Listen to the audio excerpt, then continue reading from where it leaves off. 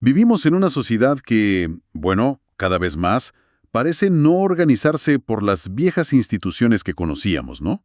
Sino más bien por sistemas, abstractos, por redes fluidas. Y el derecho, nuestra disciplina, como siempre, está ahí en el medio, intentando, quizás con dificultad, darle forma a algo que ya no parece tener un centro claro, digamos, un único lugar de mando. Esta reflexión inicial nos sirve, creo, como un buen punto de partida para la conversación de hoy, especialmente pensada para quienes forman parte de la comunidad de jurisstudiosos. Hoy vamos a explorar cómo las ideas de dos pensadores fundamentales, Niklas Luhmann y Manuel Castells, nos pueden servir de brújula. Para entender esta estructura social contemporánea, queremos ver qué nos dicen sobre el derecho, sobre cómo nos organizamos socialmente y, bueno, sobre dónde reside el poder hoy en día. Para esto nos basamos en textos académicos que analizan sus teorías, particularmente el Teoría del Derecho de Luhmann, los trabajos de Castells sobre la sociedad red y, lo más importante, cómo dialogan estos dos enfoques. La misión, si quieren, es conectar estas dos miradas. La idea es simple pero creo que potente. Luhmann nos ofrece una suerte de mapa teórico abstracto sobre cómo funcionan los sistemas sociales, y Castells, por otro lado, nos muestra con muchísima evidencia empírica cómo ese mapa abstracto cobró vida, se materializó, con la revolución tecnológica que define nuestro presente. Buscamos entonces un marco conceptual para navegar la complejidad actual. Empezamos por Luhmann. Me parece perfecto. Y para arrancar con Luhmann, hay que entender algo que de entrada suena contraintuitivo, casi radical. Para él, la sociedad no está compuesta por nosotros, las personas, los individuos, tampoco por nuestras acciones. La sociedad, estrictamente hablando, está hecha de comunicaciones. Todo aquello que no logra comunicarse, que no entra en ese flujo de significados compartidos, simplemente queda afuera del sistema social. Queda en lo que él llama su entorno o medio ambiente. Es una perspectiva funcionalista, sí, heredera de Parsons, pero con un giro clave. Luhmann pone el acento en la función, en cómo operan las cosas, más que en la estructura fija. Y la palabra clave en toda su obra es complejidad. Imaginen el entorno de la sociedad como un universo de posibilidades casi infinitas, una fuente constante de sorpresas, de contingencia. Lo que hace el sistema social según Luhmann es enfrentarse a esa inmensidad y realizar una selección drástica. Necesita reducir esa complejidad externa para poder operar internamente, para no verse paralizado. Un sistema social es, en esencia, una máquina de reducción selectiva de complejidad. Y esa necesidad de reducir complejidad lleva casi inevitablemente a la diferenciación funcional. A medida que la sociedad se moderniza y complejiza, se ve obligada a dividirse, a especializarse. Surgen así subsistemas: el económico, el político, el científico, el artístico y, por supuesto, el jurídico.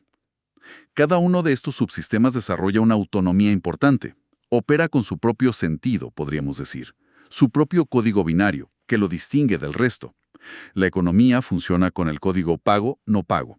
La ciencia con verdadero-falso.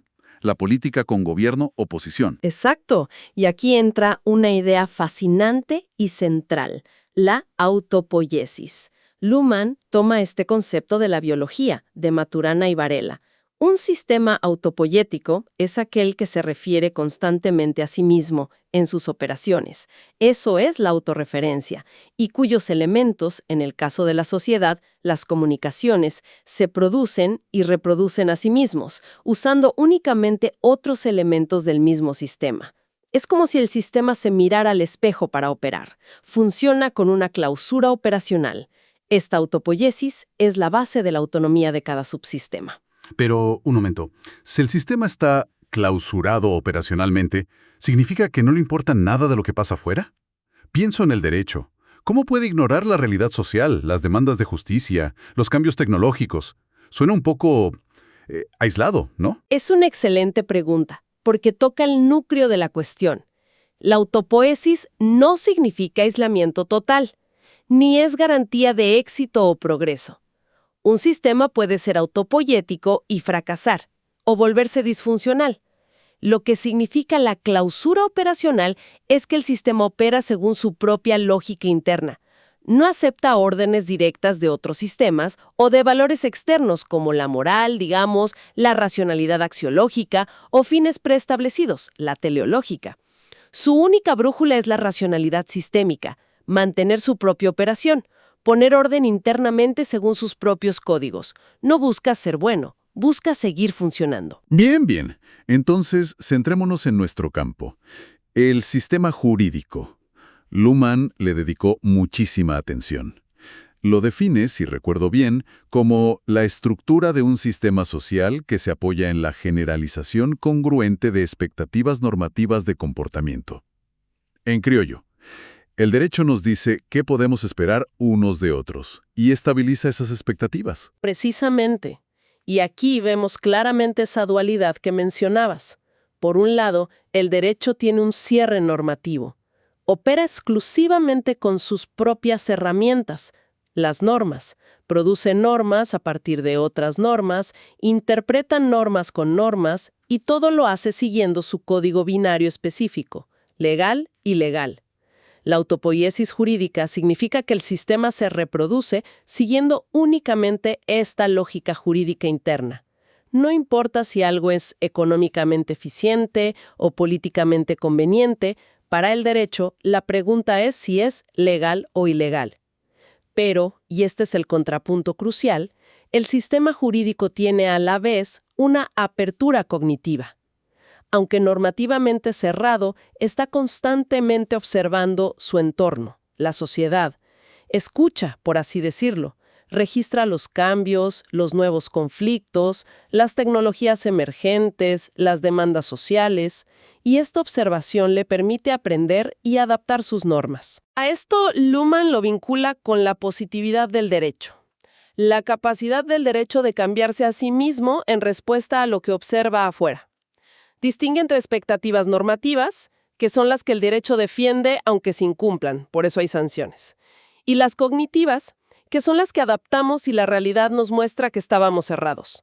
El derecho transforma selectivamente lo que observa, lo cognitivo, en reglas a seguir, o sea, lo normativo. O sea que, volviendo al ejemplo de la inteligencia artificial o la biotecnología, cuando estos fenómenos irrumpen, el sistema jurídico los observa. Eso sería la apertura cognitiva. Luego, los procesa internamente usando su código legal o ilegal y genera nuevas normas, regulaciones, interpretaciones. Eso es el cierre normativo. No es que un comité de ética le diga regula esto, sino que el sistema necesita procesar esa nueva complejidad para mantener su propia coherencia, para seguir operando como sistema jurídico. Así funcionaría más o menos. Exactamente así. Es una adaptación interna motivada por una irritación externa, como diría Luhmann. Y esto nos lleva a la función del derecho según él, que no es, como solemos pensar románticamente, buscar la justicia con mayúsculas, en un sentido moral. Su función primordial es mucho más pragmática, la estabilización social. Lo logra consolidando esas expectativas normativas, incluso contra los hechos. Por eso dice que son contrafácticas. El derecho busca reducir la incertidumbre, que sepamos a qué atenernos. Por eso tiene un carácter que Luhmann describe como conservador e inmunitario. Filtra la complejidad para mantener la estabilidad. Y esto redefine la justicia. Para Luhmann, la justicia no es un valor trascendente que viene de afuera. La justicia es, en sus términos, la adecuada complejidad del sistema jurídico. ¿Qué significa? Que un sistema jurídico es justo, sistémicamente hablando, si logra manejar la complejidad de su entorno de forma consistente y conveniente para su propia operación.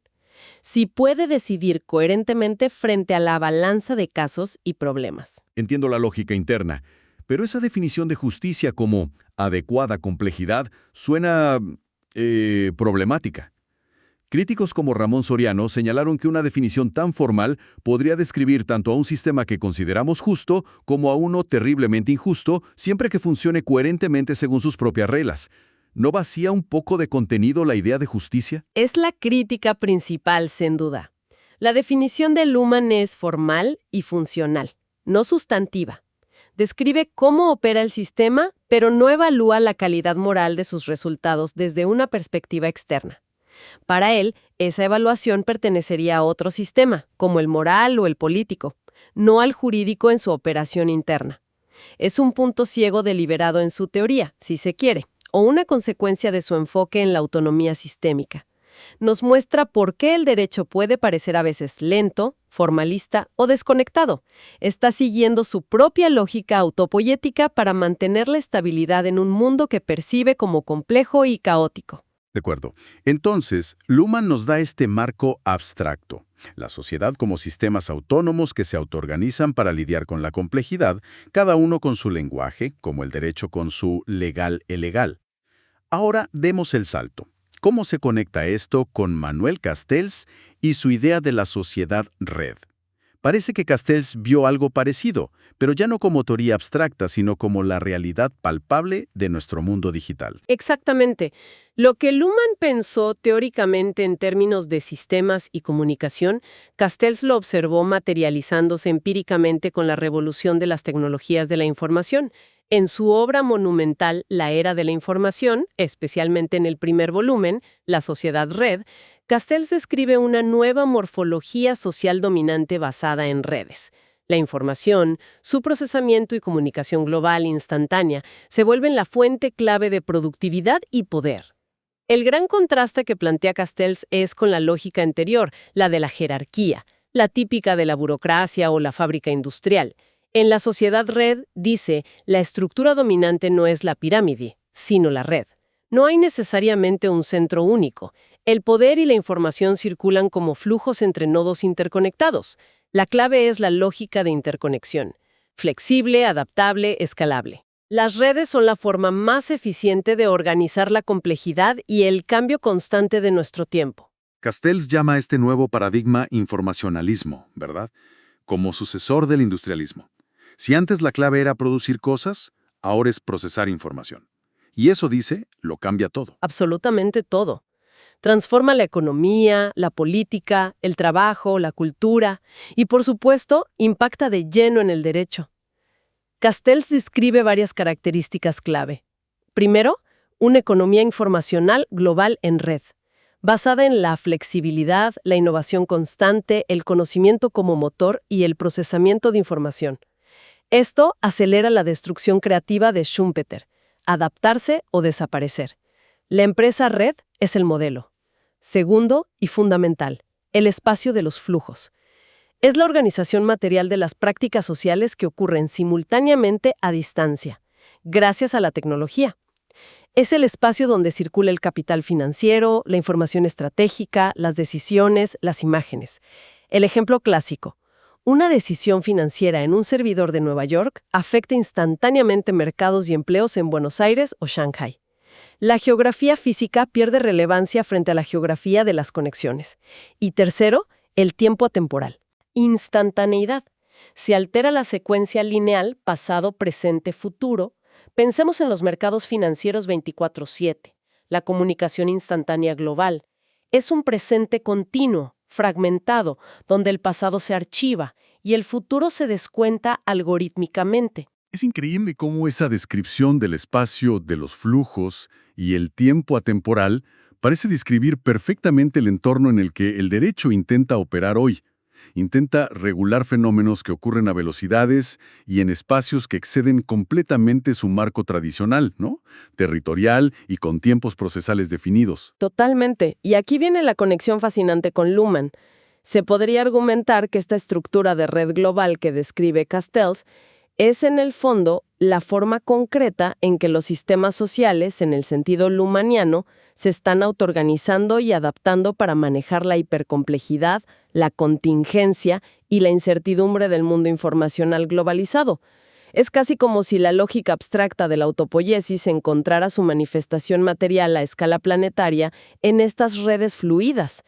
La red es la estructura emergente que los sistemas usan para operar y reducir complejidad en estas nuevas condiciones. Es una forma extrema de autopoiesis sistémica global. Y esta lógica de red, según Castells, tiene una consecuencia social brutal. La lógica binaria de inclusión-exclusión. Esto sí que me parece un punto crítico. Él argumenta que en esta sociedad estar conectado o desconectado de las redes que importan, financieras, informativas, de poder, define tu valor y tu visibilidad social. Existes si estás en la red. Si no, Te volvés invisible o irrelevante para la lógica dominante. Precisamente. Y vemos ejemplos por todas partes. La brecha digital, que no es solo tener o no un aparato, sino saber usar la información y participar significativamente. Pensemos en la justicia algorítmica. ¿Qué pasa con quienes no están en las bases de datos o cuyos perfiles son malinterpretados por algoritmos opacos que toman decisiones sobre créditos, empleos o incluso riesgos delictivos? Quedan excluidos o en desventaja estructural.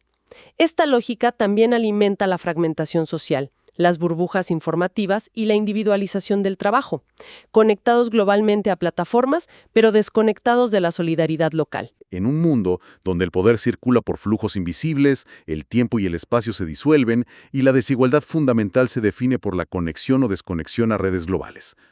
¿Puede el derecho siquiera ver a los excluidos de la red? Ese es el dilema central.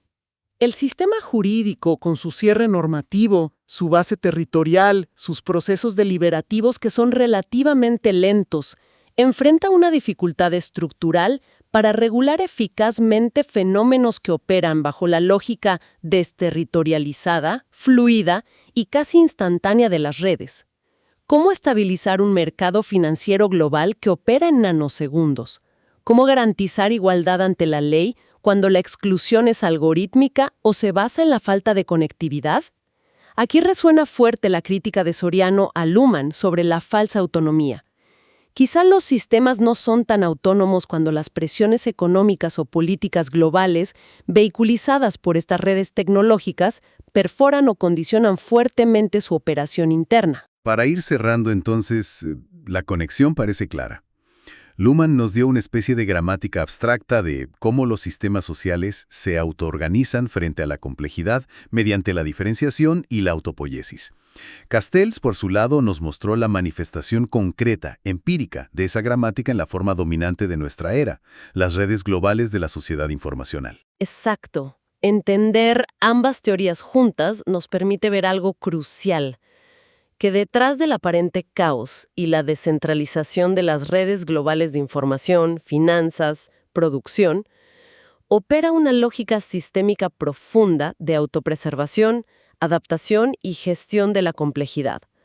Pero esta lógica no es neutra. Genera profundas consecuencias sociales, nuevas formas de desigualdad basadas en la inclusión-exclusión, fragmentación de la experiencia colectiva, y un desafío formidable a la capacidad tradicional del derecho para integrar, estabilizar y sobre todo para impartir justicia en un sentido que vaya más allá de la mera coherencia interna. Y esto nos deja quizás con una pregunta inquietante para seguir pensando, sobre todo para quienes nos dedicamos o dedicaremos al derecho. Si, como alertaban las críticas a Luhmann, los sistemas sociales con su lógica propia pueden volverse una especie de nuevo panóptico indiferente a la razón humana individual, y si Castells nos muestra que este sistema opera hoy a través de redes globales que estructuralmente incluyen y excluyen, ¿qué capacidad real le queda al derecho para moldear activamente una sociedad que, al menos en sus aspiraciones, busca ser estable, predecible pero también equitativa? ¿Podrá el derecho encontrar formas de navegar y regular la velocidad y la lógica de estos flujos globales? ¿O estará condenado a llegar siempre tarde, a regular solo las consecuencias desde la orilla de un río que ya pasó hace rato? Una pregunta abierta, sin duda.